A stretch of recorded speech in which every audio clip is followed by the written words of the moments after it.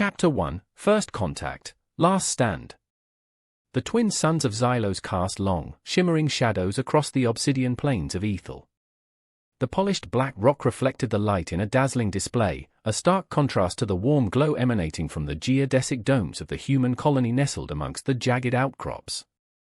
Inside one such dome, the aroma of roasted synth meat mingled with the earthy scent of freshly cultivated hydroponic greens. Around a low, circular table, the colony's leadership gathered for their evening meal. Dr. Aries Thorne, his face etched with a mixture of weariness and determination, pushed a strand of unruly brown hair from his eyes. At 38, the lines on his face spoke of long hours spent poring over complex equations and wrestling with the challenges of establishing a sustainable human colony on the far edge of explored space. The latest scans show no significant KRYLL activity, Captain Eva Rostova announced, her voice firm despite the underlying tension. Eva, a veteran of Earth's last interstellar conflict, possessed a steely gaze that belied her surprisingly gentle nature. Her blonde hair was pulled back in a tight braid, practical and efficient, mirroring her personality. Jax, a young engineer with perpetually grease-stained hands and an infectious enthusiasm, grinned. "That's good news, right? Means we can finally get that new hydroponics system online." Elder Anya, her face a roadmap of wrinkles etched by time and hardship, smiled faintly. "Good news is relative, my children. The KRYLL are a shadow, always present, always watchful. Their silence can be more menacing than their weapons." Her words hung in the air, a stark reminder of the precarious existence of the colony on the edge of the KRYLL hegemony's territory. Before anyone could reply, a sharp, piercing alarm cut through the air, its shrill sound echoing through the dome.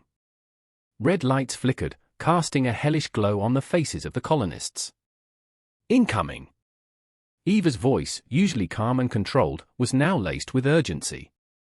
Through the reinforced viewport, a horrifying sight unfolded.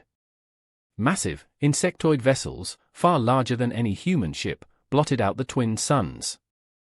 Their chitinous surfaces gleamed under the alien light, a menacing testament to the KRYLL hegemony's superior technology. "They're not just scouting," Aries muttered, his voice tight with dread. He grabbed a nearby comm unit, his fingers trembling slightly. The attack was swift and brutal. KRYLL fighters, sleek, chitinous killing machines, swarmed from their ships, their mandibles snapping, their laser fire tearing through the colony's defenses. Explosions rocked the dome, sending tremors through the ground. Jax, his face grim, frantically worked to reroute power, his fingers flying across the console as explosions rocked the dome. Eva, her face a mask of grim determination, directed the colony's hastily assembled defense force, their weapons laughably outmatched against the KRYLL's advanced weaponry. A searing pain ripped through Ares's side as a KRYLL fighter's laser blast pierced the dome's shielding. He slumped to the ground, the taste of blood filling his mouth. Through the haze of pain, he saw a young colonist, barely more than a child, fall beside him, his life extinguished in an instant. The horrifying realization of their vulnerability struck him with the force of a physical blow. The KRYLL were not just invaders, they were an unstoppable force, a predator hunting a prey far too weak to fight back. This first contact was also, it seemed, their last stand. Chapter 2, The Obsidian Secret. The aftermath of the attack was a scene of devastation. The once vibrant colony was now a scarred landscape of shattered domes and smoldering wreckage. The survivors huddled in the few remaining intact structures, nursing their wounds and grappling with the overwhelming loss. Aries, his side still throbbing, lay amidst the debris, his mind racing. The KRYLL's superior technology was undeniable, but there had to be a weakness, a chink in their seemingly impenetrable armor. He had to find it. He dragged himself towards a partially collapsed dome, his breath ragged, his body screaming in protest. Inside, amidst the wreckage of a hydroponics lab, something caught his eye. A section of the obsidian plane, normally smooth and featureless, was now fractured, revealing a strange, shimmering internal structure. The light refracted within it in an unusual way, creating patterns that pulsed and shifted. He cautiously touched the fractured surface, it was strangely cool to the touch, and a faint hum vibrated against his fingertips. "Jax," he shouted, his voice hoarse. "Get over here! I think I found something." Jax, his face smudged with grime but his eyes alight with curiosity, arrived soon after, his usual boundless energy somewhat subdued by the grim reality of their situation. He examined the fractured obsidian with a mixture of awe and apprehension. "It's unstable," Jax murmured, his voice hushed with respect. "The energy readings are off the charts, but I can't detect any conventional energy source." "It's reacting to the KRYLL tech," Ari said, his voice regaining its strength, a flicker of hope igniting within him. "Remember those energy signatures from the attack? There's a resonance here." Days bled into nights as Ares and Jax, along with a handful of other survivors with scientific expertise, dedicated themselves to studying the anomalous obsidian. They worked tirelessly, fueled by a desperate hope and a grim determination.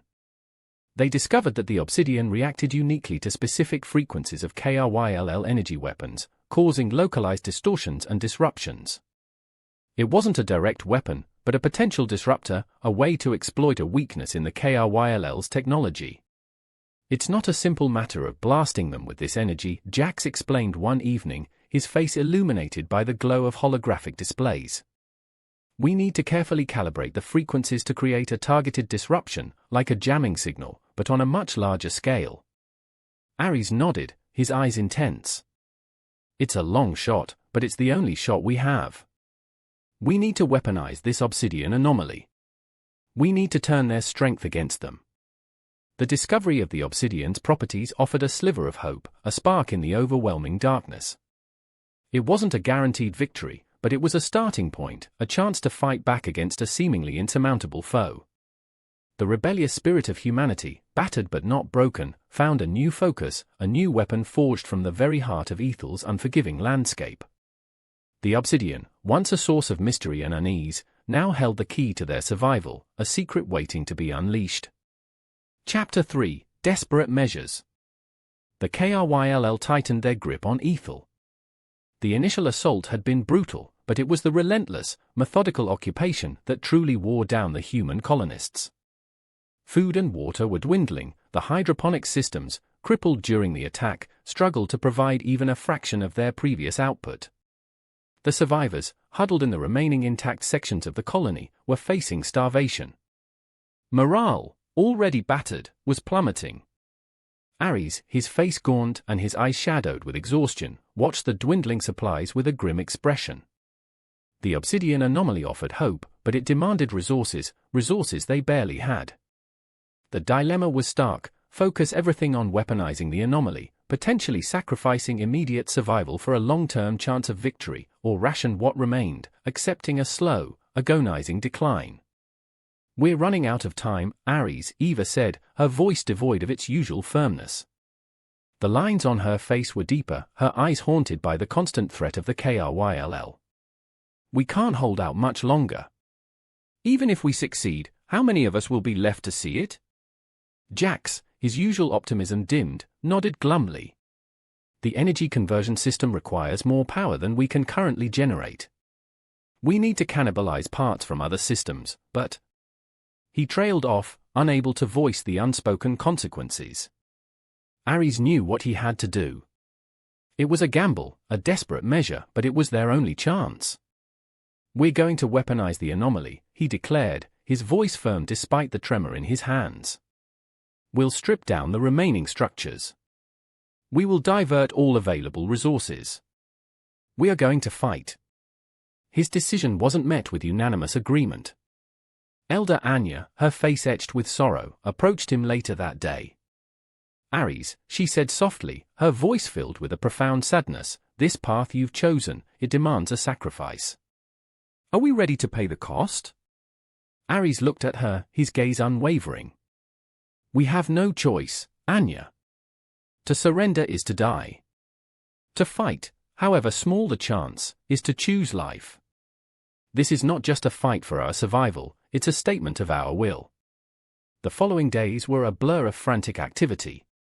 The colonists worked with feverish intensity, dismantling functioning systems to salvage parts for the weapon.